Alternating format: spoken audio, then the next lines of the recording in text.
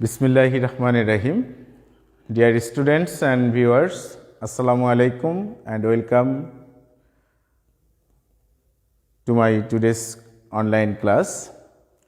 I am Jahangir Alam, Assistant Teacher, Department of English, Ideal Residential Model School, Chiribandar, Dinajpur. I hope you are well with your family members and your study is going on very well. Due to COVID-19 pandemic situation, we are arranging some important and necessary online classes to make yourself prepared for your upcoming exams and to complete your syllabus. My special thanks goes to the Director of Ideal Residential Model School for arranging such kinds of online classes for our students.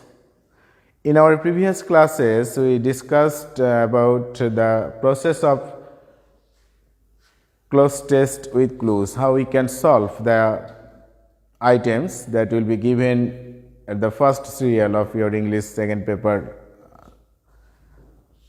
So today we are going to discuss with some important topics, and we will discuss at first about the changing sentences. It is also known as transformation of sentence. You will be given these items in your question number 6.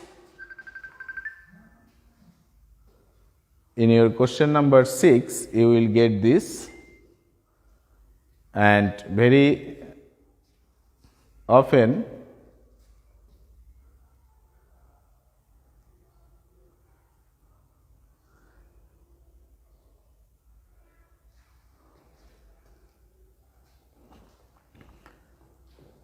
we discuss this in our practical classes, in our face-to-face classes, and these topics is discussed from the very early level of secondary life, secondary level. Today we will discuss about negative sentence, making negative sentence of affirmative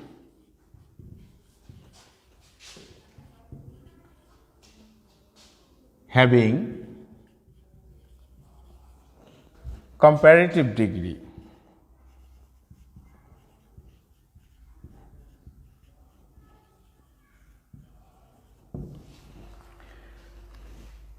The question will be in affirmative form, and you will get degree, comparative degree in that affirmative sentence. How we can turn this sentence into negative? This is the topics we are going to discuss now. So, you have to know negative sentence, the sentence which assertion any negative, অর্থাৎ যে সেন্টেন্সগুলো দ্বারা কোনো কিছু অস্বীকার করা বোঝায়, আমি খাই নাই, আমি যাই নাই, আমি দেখি নাই, আমি বুঝি নাই, এক্সেট্রা এক্সেট্রা, সেগুলি কিন্তু নেগেটিভ সেন্টেন্স। আর কোশ্চেন হিসেবে যে স্টেটমেন্টটা দেওয়া থাকবে সেটা কিন্তু হবে অ্যাফার্মেটিভ, কিন্তু একটা কন্ডিশন। কন্ডিশনটা হচ্ছে কি, যে এই অ্যাফার্মেটিভ সেন্টেন্সটাতে আমরা কি পাবো? ডিগ্রি পাবো। তো হোয়াট ইজ ডিগ্রি? ডিগ্রি হচ্ছে একটা মাত্রা। অ্যাডজেক্টিভের যখন তুলনা করা হয় পরস্পরের মধ্যে, দুটো ব্যক্তি, দুটো বস্তুর মধ্যে যখন অ্যাডজেক্টিভের তুলনা করা হয় তখনই সেটা ডিগ্রি হয়ে যায়। অনেকগুলো ডিগ্রি সাধারণত আমরা জানি কি, দেয়ার আর 3 kinds of degrees: positive, comparative and superlative. কোনো অ্যাডজেক্টিভ ওয়ার্ড যখন কারোর সাথে কোনো তুলনা করার জন্য ব্যবহার করা হয় না, যখন তার স্বাভাবিক অর্থ প্রকাশ করে, তখন সেটি হয় positive degree. For example, good. যখন আমরা দুটো ব্যক্তি বা বস্তুর মধ্যে তুলনা করি তখন সেটা হয়ে যায় কম্পারেটিভ। আর যখন অনেকগুলোর সাথে তুলনা করা হয় তখন সেটা হয়ে যায় superlative. And I know you know this very well. So let's write an example. For example, Robi writes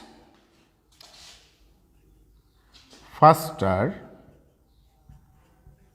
than I. You have to know the meaning of the sentence. Robi writes. What is Robi? In this sentence, Robi is subject. What is its person? You know there are three kinds of person. First person, second person, third person. Robi is a noun word. It's a naming word. So it is definitely third person. Singular number.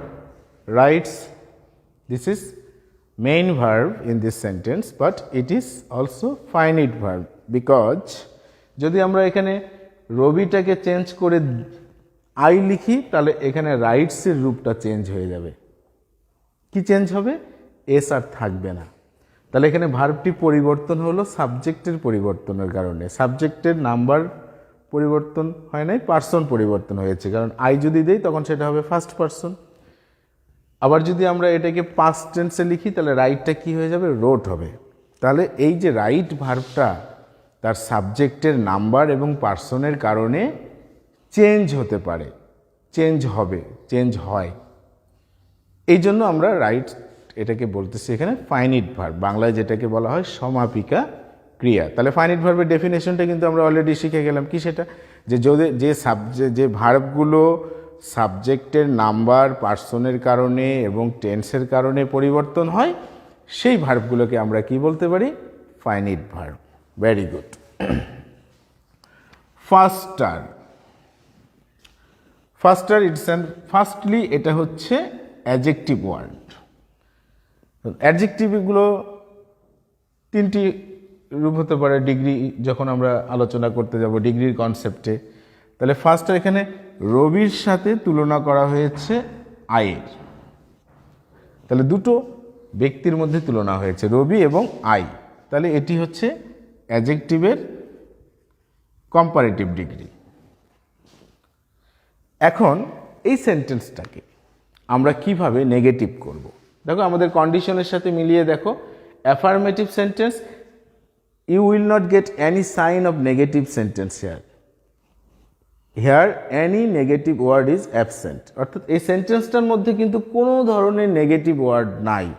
তাহলে এই সেন্টেন্সটা negative sentence না, এটা affirmative. এবং কি বলেছে? Having comparative degree. দেখো ফাস্টার, first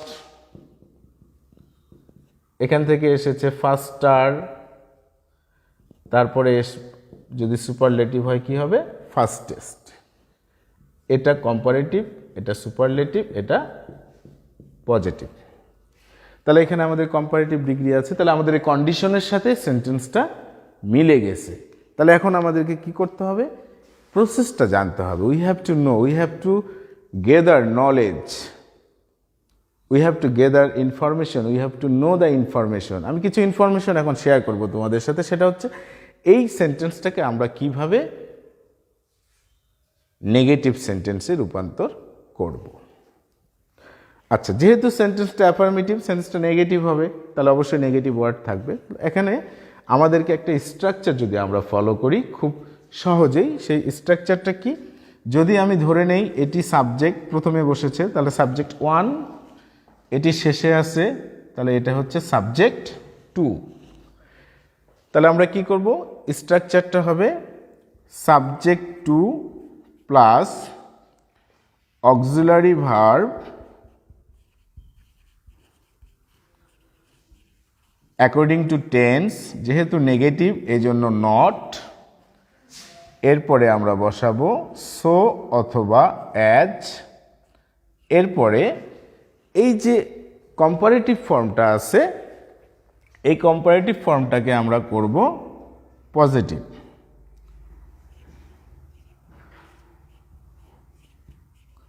positive form of comparative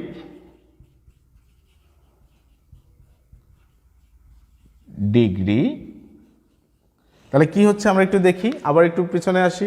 subject to অর্থাৎ বাক্যের শেষের সাবজেক্টটা আগে প্রথমে বসবে, টেন্স অনুযায়ী অক্সিলারি ভার্ব বসবে, নট বসবে, সো অথবা অ্যাজ বসাবো। এই কম্পারেটিভ ফর্ম যেটি আছে সেটার পজিটিভ ফর্ম বসবে এবং দ্যানের জায়গায় আমরা অ্যাজ বসাবো এবং সব শেষে সাবজেক্ট ওয়ান বসাবো। তাহলে কোন প্রসেসটা ফলো করে আমরা এই ধরনের সেন্টেন্সগুলোকে নেগেটিভ করতে পারি? সেটি হচ্ছে বাক্যের শেষের যে সাবজেক্টটা, এটাকে বোঝার সুবিধার্থে আমরা বলেছি সাবজেক্ট টু, এটি আমাদের প্রথমে বসাতে হবে। তারপরে সেন্টেন্সটা কোন টেন্স, সেই টেন্স অনুযায়ী আমাদেরকে অক্সিলারি ভার্বটা বসাতে হবে। যদি ফাইনিট ভার্ব থাকে, যদি সেন্টেন্সে ফাইনিট ভার্ব থাকে তখনই কিন্তু টেন্স খেয়াল করে অক্সিলারি ভার্বটা বসাতে হবে। নেগেটিভ যেহেতু, তাহলে নট বসবে, সো অথবা আমরা অ্যাজ বসাবো। কম্পারেটিভ ডিগ্রিটাকে আমরা পজিটিভ ফর্মে চেঞ্জ করব। তারপরে দ্যানের জায়গায় আমরা অ্যাজ বসাবো এবং সবশেষে সাবজেক্ট ওয়ান বসাবো। তো তোমরা অলরেডি খাতায় ট্রাই করতে পারো, আমার সাথে তোমরাও লিখতে পারো। তাহলে সাবজেক্ট টু কি ছিল? আই। যেহেতু এটি হচ্ছে verb, principal verb, present form, তাহলে একটা সেন্টেন্সের সাবজেক্ট যদি প্রিন্সিপাল ভার্ব হয়, সাবজেক্টের পরে যদি প্রিন্সিপাল ভার্ব থাকে, সেটি যদি প্রেজেন্ট ফর্মে থাকে, আর সবচেয়ে বড় কথা দেখো এখানে কিন্তু ভার্বের সাথে এস আছে। তাহলে ইংরেজিতে যে 12টি টেন্স আছে, এই 12টি টেন্সের মধ্যে কোন টেন্সে মূল ভার্বের সাথে এস বা ইএস যুক্ত হয় বলো দেখি? এক্স্যাক্টলি, সেটি present indefinite tense. Very good. তাহলে প্রেজেন্ট ইনডিফিনিট টেন্সের হেল্পিং ভার্ব তোমাকে জানতে হবে। প্রেজেন্ট ইনডিফিনিট টেন্সের হেল্পিং ভার্ব কি? ডু অথবা ডাজ। এখন ডু হবে না ডাজ হবে, তাহলে তোমাকে যেতে হবে এই সাবজেক্টের দিকে। এই সাবজেক্টটা কোন পার্সন? First person. কোন নাম্বার? Singular number. তাহলে আমরা ডাজ লিখবো না, ডাজ না লিখে আমরা কি লিখব? ডু। তারপরে কি? Not, I do not. এরপরে যেতে হবে আমাদের প্রিন্সিপাল ভার্ব। প্রিন্সিপাল ভার্ব এখানে কি আছে? রাইট। এখানে একটু সংশোধন করে নিতে হবে, নটের পরে কিন্তু প্রিন্সিপাল ভার্ব আসবে। তাহলে I do not write, so ফার্স্টারের পজিটিভ হচ্ছে ফার্স্ট, দেনের জায়গায় কি আসতেছে? অ্যাজ, সাবজেক্ট টু হচ্ছে রবি। তাহলে কি দাঁড়াইলো? I do not write so first as Robi. তুমি চাইলে এটাও লিখতে পারো, I don't write as first as Robi. এই জায়গাটা আরও একটু দেখো, সাবজেক্ট টু প্রথমে বসবে, টেন্স অনুযায়ী অক্সিলারি ভার্ব নট, তারপরে ফাইনিট ভার্বটা বসবে। ওকে, আচ্ছা। এখন ফাইনিট ভার্ব না থেকে যদি বি ভার্ব থাকে তখন আমরা কি করব?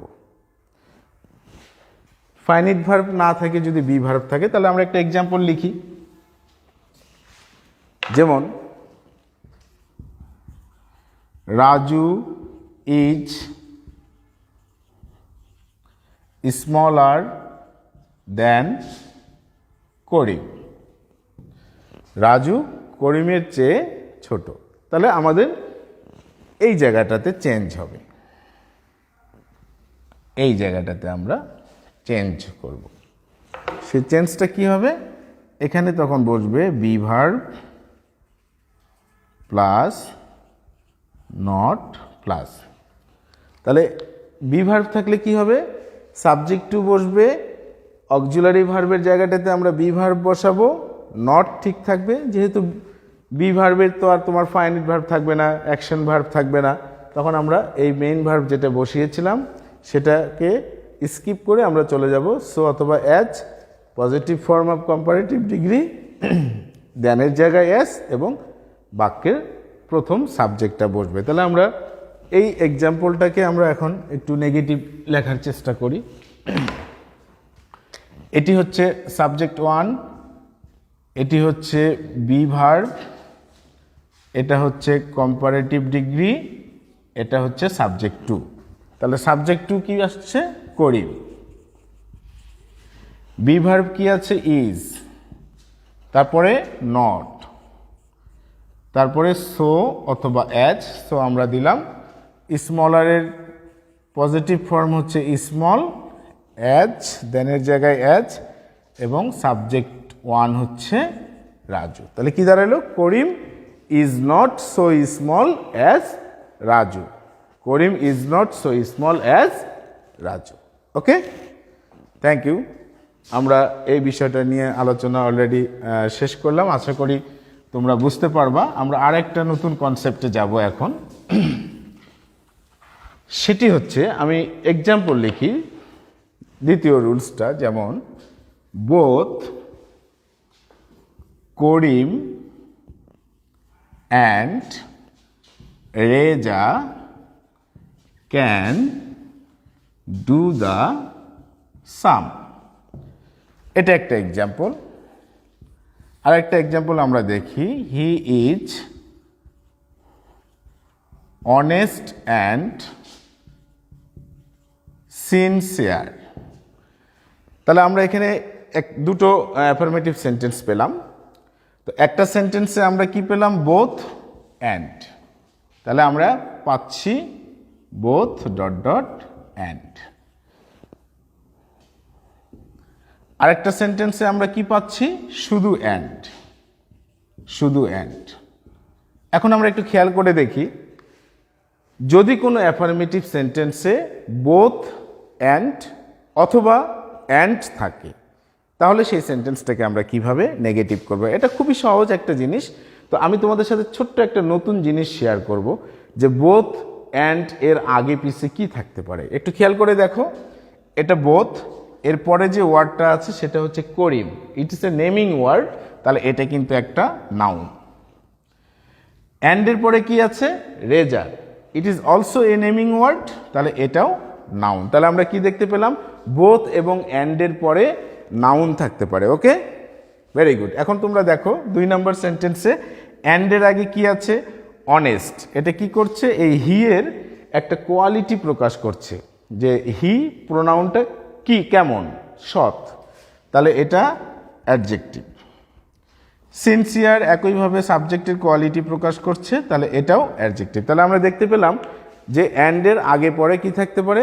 অ্যাডজেক্টিভ থাকতে পারে। তাহলে বোথ অ্যান্ডের আগে পরে নাউন থাকতে পারে, বোথ অ্যান্ডের আগে পরে অ্যাডজেক্টিভ থাকতে পারে। তখন আমরা এটাকে কিভাবে নেগেটিভ করব? আমরা 1 নম্বর সেন্টেন্সটাকে যদি নিয়ে আসি নেগেটিভ করার জন্য, তাহলে বোথের জায়গায় আমাকে লিখতে হবে নট অনলি। বোথের জায়গায় কি লিখতে হবে? Not only. বোথের পরে নাউন বা প্রোনাউন যাই থাকুক না কেন সেটা চেঞ্জ হবে না, করিম। এই অ্যান্ডের জায়গাটা চেঞ্জ হবে, এখানে লিখতে হবে বাট অলসো। তারপরে নাউন, প্রোনাউন, অ্যাডজেক্টিভ যেটাই থাকুক সেটা লিখতে হবে, এবং বাক্যের শেষ অংশটা হুবহু লিখবে।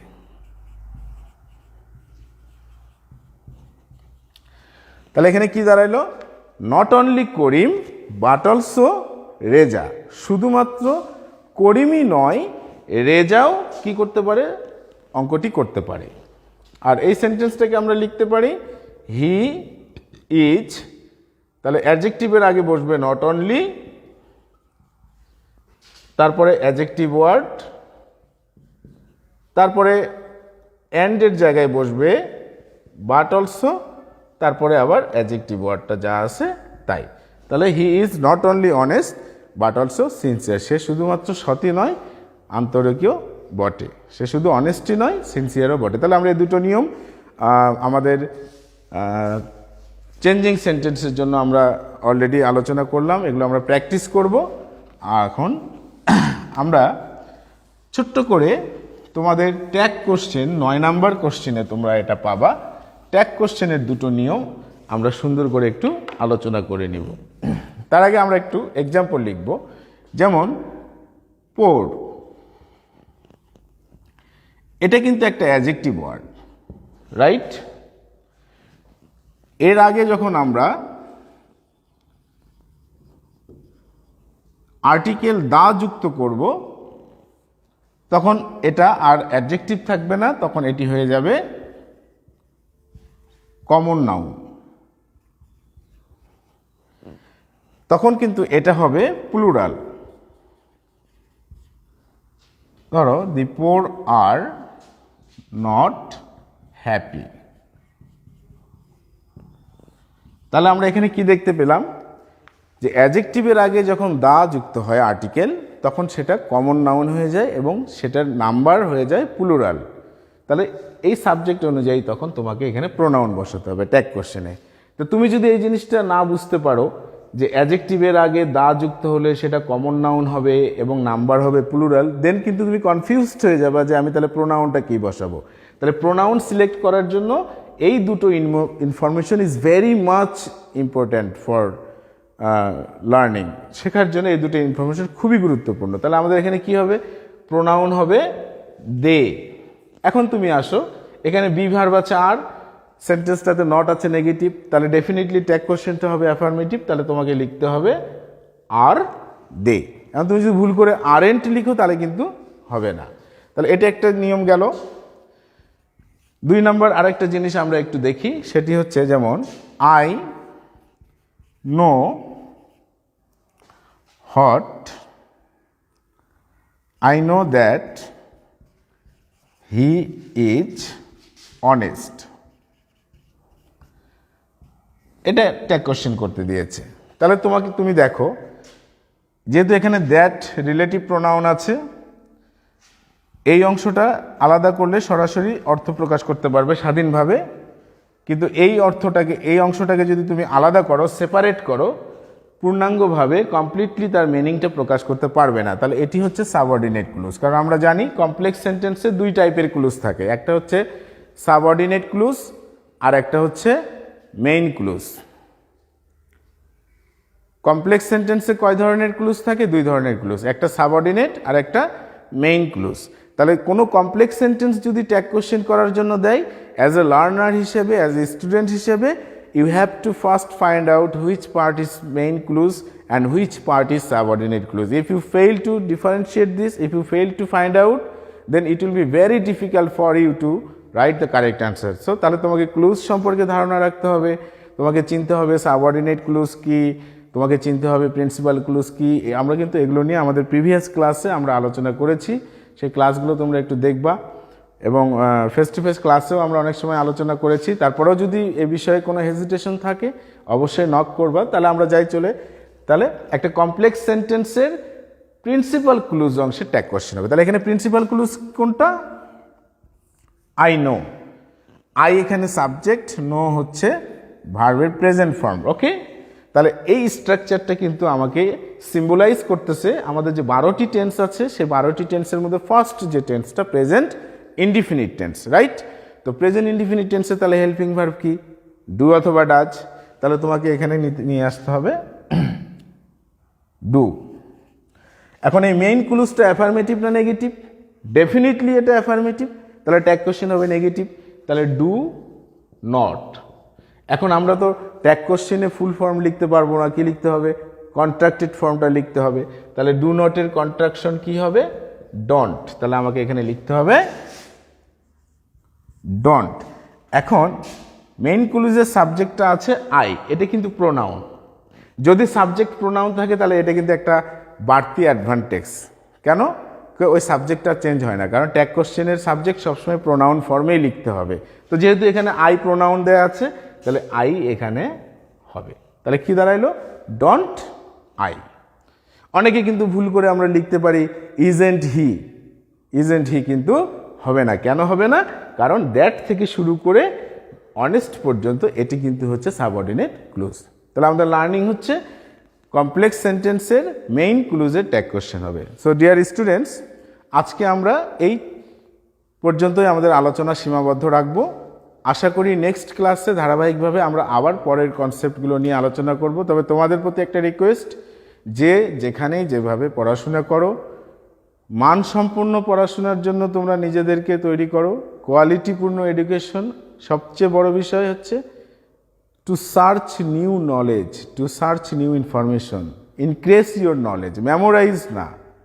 হ্যাঁ, কিছু কিছু জিনিস মেমোরাইজ করতে হবে, কিন্তু প্রায়োরিটি দিতে হবে জ্ঞান অর্জনের জন্য। So thank you so much, thank you for cooperating me and see you in the next class.